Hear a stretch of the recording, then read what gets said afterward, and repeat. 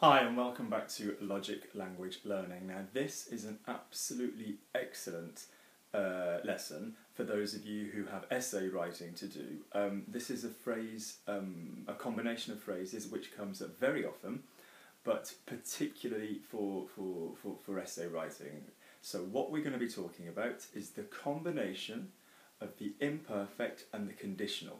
So this would be if I were happy, I would do this, or if I were rich, I would live in Spain, or if I had £1 million, I would buy this. If I knew you were coming, I would bake a cake, okay?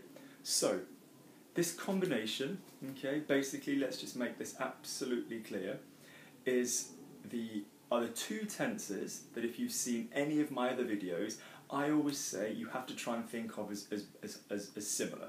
So if we quickly recap with tenses, the two that we're working with in the past mainly, and the two that we're working with in the future, we're going to try and link two of those together appropriately. So for example, the proper past, let's say the action past, yeah, our person and our verb in the middle, our auxiliary and our past word, is going to match with our will tense.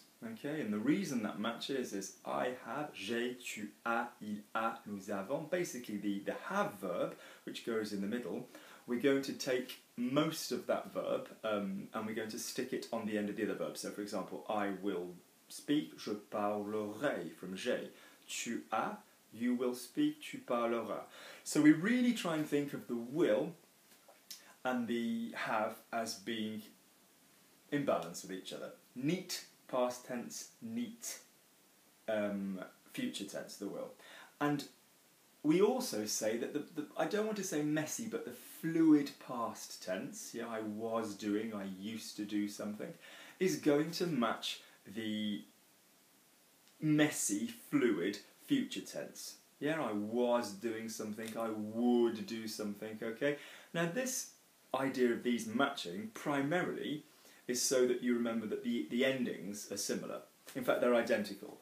So if we take a very quick look on the board, what do I tell you from the very beginning you need to remember for the was endings? You need to think A. Everybody is A. A. Ion for the nous, yeah?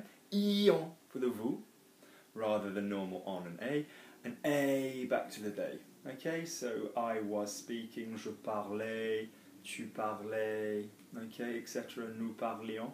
And the way I said that you find this useful in the would tense is anytime you have to say I would, so I would speak, I would dance, etc., is you are going to do the same as your will tense, but you're going to take your are and you're going to put the same endings on the end. So this time, instead of having a in the middle of the word, like manger, danser, you're going to add them on the end of the are at the end of the verb, so mangerai, danserai, etc. And to help you, I've written those with an are there. But to avoid the writing and to remember that we do them with an a sound in our mind. Now, the next step is to realise this pairing is actually really useful, not just for finding the verb, but when you want to say certain phrases. Now, let's just have a little look. So, if I went back to one of my examples, so, if I were rich, I would live in Spain. So, first things first, in English we are using a very rare form, an imperfect subjunctive. We aren't saying I was rich, I would live in Spain. We're saying if I were rich. Now, some people don't remember to do this, and that's besides the point. But the point is, if I was rich, I would live in Spain. Yeah, it's basically what you're saying. If you were rich, yeah, you would live in Spain. So the first tense you're hearing there is going to be the imperfect. So let's have a look.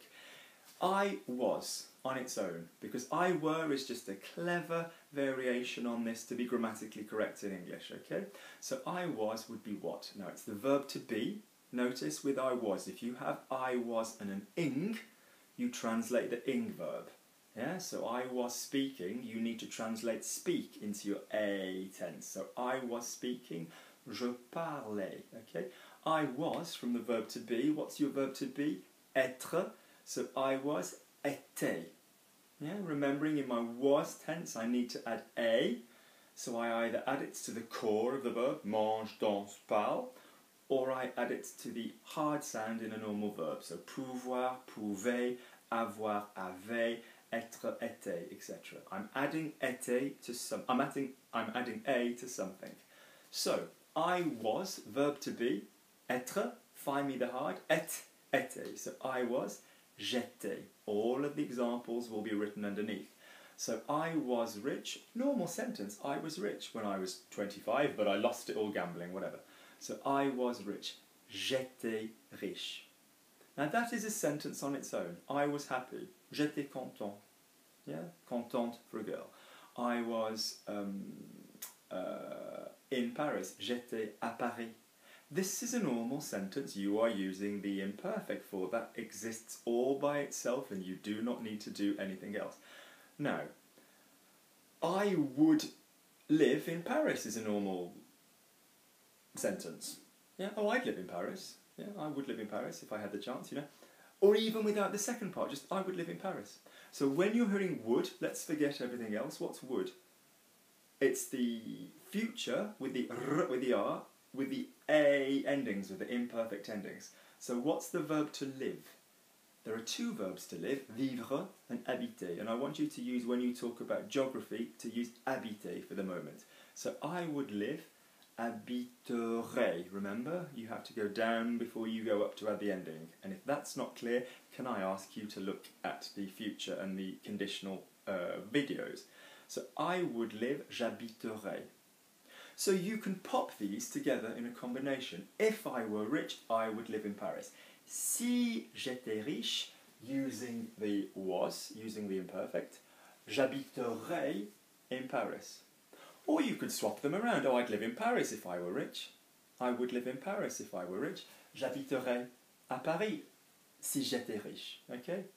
Now, notice in English how we often do this when we don't hear the verb was. I would go if I knew where they were. I'd go if I knew where they were. It's a whole park, I don't know where they are. I would go if I knew. So I would go, we can pretty much work out. We know our future block for to go is ir.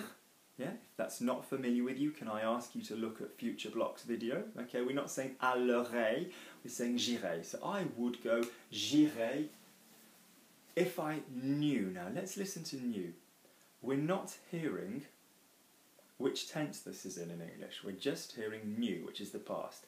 Now we need to be careful because often when we hear I and a past word in English, we safely assume it's the 1, 2, 3 tense.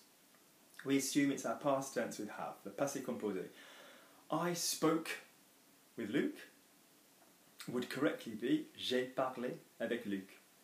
He gave, okay, would be il a donné, 1, 2, 3. But then equally, when you're using it in combination with this thing, when you're using it in combination with if I knew, if I spoke French, I would live in France. If I gave him some money, he would be grateful. You're hearing the same thing in English in this tense, and yet you're not actually going to be using the same tense. So the two patterns, this really reminds us we need to get rid of English when we're thinking. We need to think in our patterns. So when you think of an action, I knew, sorry, pardon me, I gave, I spoke, an action will be 3. Okay, j'ai donné, he gave, il a donné. Well, yeah. When you're using it in combination, and really the checkpoint here is if you're using the word if. Yeah, so if I knew, if I spoke French.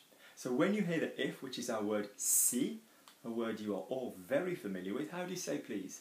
S'il te plaît, if it to you pleases, if it pleases you. Yeah, not if you please, it's if it pleases you. S'il te plaît or s'il vous plaît. Yep, so si is if. So when you use these past words after if, I need it to go into this one. So let's try. If I spoke